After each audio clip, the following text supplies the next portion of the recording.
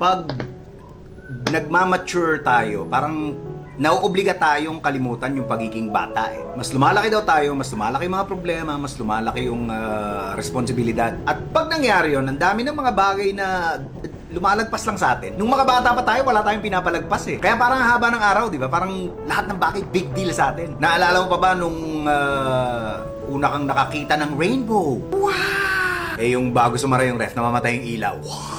Naalala mo ba nung una kang maligo sa ulan? Nung una kang nakatikim ng chocolate? Yung nakaiga ka, tapos nakatingin ka sa kisame na may water stain, tapos parang kung ano-ano yung nakikita mo. Naalala mo nung una kang nakainom ng Coke?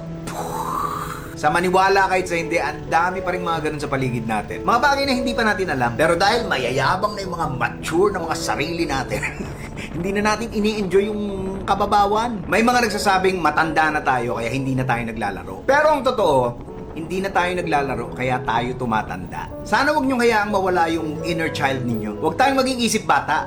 Dapat pusong bata. Para kahit gaano kaliit, kahit gaano kababaw, kahit gaano ka walang kwenta sa iba, ang importante, makahanap tayo ng dahilan para maging masaya.